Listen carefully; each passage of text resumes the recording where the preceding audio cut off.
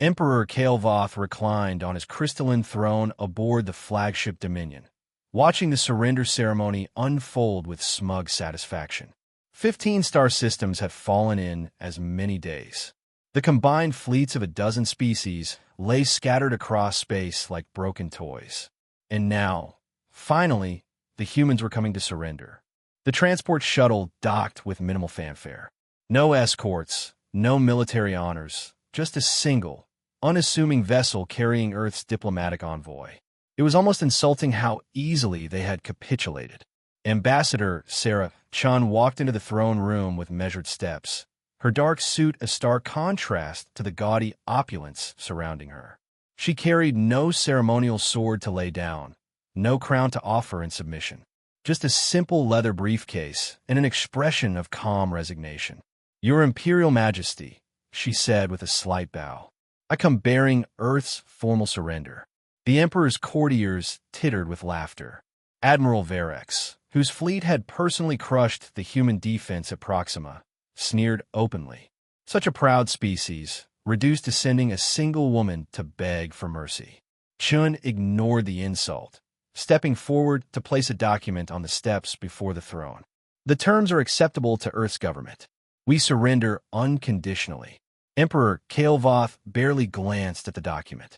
After 3 centuries of conquest, surrender documents all looked the same. How wonderfully civilized.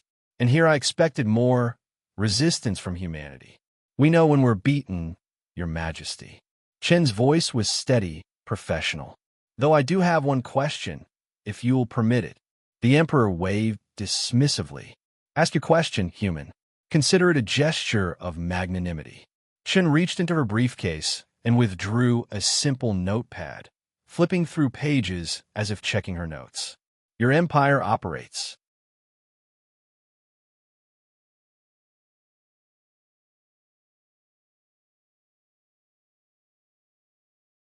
under the doctrine of absolute conquest, correct? Complete submission of defeated peoples, redistribution of resources, integration into imperial hierarchy. Obviously, it has served us for 3,000 years, and this doctrine supersedes all other laws, treaty obligations, ancient pacts, mutual defense agreements." Admiral Varex laughed harshly. "Foolish woman, we are the Empire. Our law is the only law that matters." Chen nodded thoughtfully, then closed her notepad and looked directly at the Emperor. "That's interesting, because according to my calculations, your doctrine just triggered Article 7 of the Terran Confederation Defense Pact." The Emperor frowned. "What confederation? Humans are isolationists." "We're isolationists," Chen corrected quietly. 3 months ago, we formed defensive alliances with every species you've conquered in the past century. All those pacified worlds you've been using as resource extraction points, they're actually Confederation members now." A cold silence settled over the throne room. Admiral Varex's face had gone pale. "Impossible. We would have detected." "Diplomatic immunity is a wonderful thing," Chen interrupted. "Amazing how many cultural exchange programs you can establish when you phrase things correctly." The Emperor leaned forward, his voice dropping to a dangerous whisper. "You're bluffing." Chen reached into her briefcase one final time and withdrew a small communication device. She activated it, and holographic displays filled the throne room, showing star charts across the galaxy.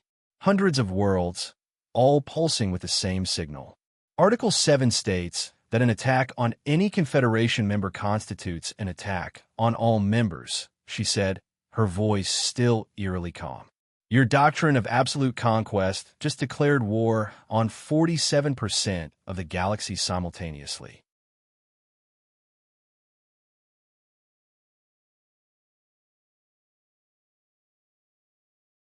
The displays shifted, showing massive fleets emerging from hyperspace around Imperial installations throughout the galaxy. Ships bearing the flags of dozens of species thought long conquered were moving in perfect coordination. Chun leaned closer to the throne, her voice dropping to barely a whisper that somehow carried to every corner of the room. "The only rule that matters, Your Majesty, is that there's always someone smarter than you."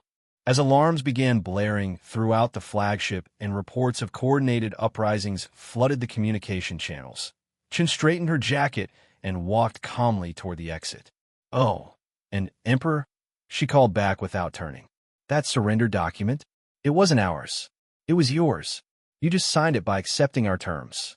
The sound of her heels clicking against the floor was the only noise in the stunned throne room as the Empire began to crumble around them.